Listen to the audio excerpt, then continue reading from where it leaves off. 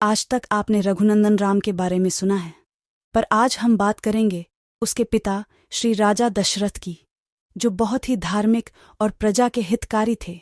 जब राजा दशरथ को पता चला कि शनिदेव के प्रकोप से कोई भी न बच पाता, समय की बात है, राज्यसभा में एक ज्योतिषी ब्राह्मण आए और बताया कि है राजन, आपके राज्य में पनौती लगने वाली है और प्रजा बहुत ही दुखी होंगी।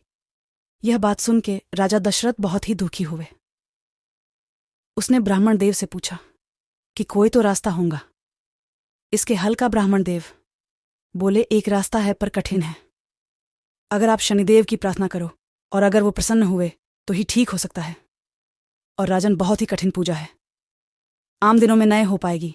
राजा ने कहा, प्रजा के लिए मैं सब करूंगा, आप बताओ कब शुरू कर। ब्राह्मण देव बोले, इस अमावस्या से शुरू करो। और पूजा शुरू हुई। अमावस्या से लगातार पूजा पाठ करते करते महाराजा दशात ने भगवान शनिदेव का स्त्रोत बना लिया, जो स्त्रोत धीरे धीरे सिद्ध स्त्रोत के रूप में हो गया। इसी स्त्रोत से भगवान शनिदेव प्रसन्न हुए। स्त्रोत संस्कृत में है, मैंने यहां इसका हिंदी रूपांतर किया है जिसे हर किसी को समझ आए। और इसी स्त्रोत से उसने सारे प्रजा के दुख दूर किए। तो आइए उस स्त्रोत से हम भी अपने जीवन का कष्ट दूर करें और भगवान शनिदेव के आशीर्वाद से अपने और अपने परिजनों का दुख दरिद्रता दूर करें। स्त्रोत पूरा सुने। दशरथकृत शनि स्तोत्र का अर्थ। दशरथकृत शनि स्तोत्रम का अर्थ, जिनके शरीर का रंग भगवान शंकर के समान कृष्ण तथा नीला है, उन शनि देव को मेरा नमस्कार है। इस जगत के लिए कालाग्नि एवं कृतांत रूप शनैश्चर को पुनः पुनः नमस्कार है।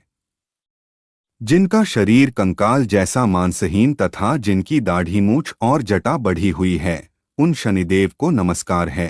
जिनके बड़े बड़े नेत्र, पीठ में सटा हुआ पेट तथा भयानक आकार वाले शनि देव को नमस्कार है। जिनके शरीर दीर्घ है, जिनके रोएं बहुत मोटे हैं, जो लंबे चौड़े किंतु जर्जर शरीर वाले हैं तथा जिनकी दाढ़ें कालरूप हैं, उन शनिदेव को बार बार नमस्कार है। हे शनि देव, आपके नेत्र कोटर के समान गहरे हैं, आपकी ओर देखना कठिन है, आप रौद्र, भीषण और विकराल हैं, आपको नमस्कार है। सूर्यनंदन, भास्कर पुत्र, अभय देने वाले देवता, वलीमुख, आप सब कुछ भक्षण करने वाले हैं, ऐसे शनिदेव को प्रणाम है। आपकी दृष्टि अधोमुखी है, आप संवर्तक, मंदगति से चलने वाले तथा जिसका प्रतीक तलवार के समान है, ऐसे शनिदेव को पुनः पुनः नमस्कार है। आपने तपस्या से अपनी देह को दग्ध कर लिया है, आप सदा योगाभ्यास में तत्पर, भूख से आतुर और अतृप्त रहते हैं, आपको सर्वदा सर्वदा नमस्कार है। जिसके नेत्र ही ज्ञान है, काश्यपंदन सूर्यपुत्र शनिदेव आपको नमस्कार है। आप संतुष्ट होने पर राज्य दे देते हैं और रुष्ट होने पर उसे तत्क्षण छीन लेते हैं, वैसे शनिदेव को नमस्कार। देवता, असुर, मनुष्य, सिद्ध, विद्याधर और नाग, ये सब आपकी दृष्टि पड़ने पर समूल नष्ट हो जाते, ऐसे शनिदेव को प्रणाम। आप मुझ पर प्रसन्न होइए, मैं वर पाने के योग्य हूं और आपकी शरण में आया हूं। प्रसन्न हुए शनि राजा दशरथ के इस प्रकार प्रार्थना करने से शनि देव अत्यंत प्रसन्न हुए और उन्होंने कहा कि उत्तम व्रत का पालन करने वाले राजा दशरथ, तुम्हारी इस स्तुति से मैं भी अत्यंत संतुष्ट हुआ हूं। इसलिए हे रघुनंदन, तुम इच्छानुसार वर मांगो, मैं अवश्य दूंगा।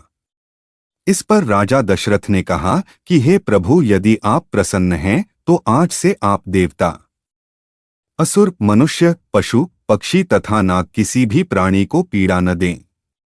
बस यही मेरा प्रिय वरदान है। राजा की इस विनम्रता से स्तब्ध और अति प्रसन्न शनि देव ने कहा कि वैसे इस प्रकार का वरदान वे किसी को नहीं देते हैं, परंतु संतुष्ट होने के कारण उन्हें दे रहे हैं।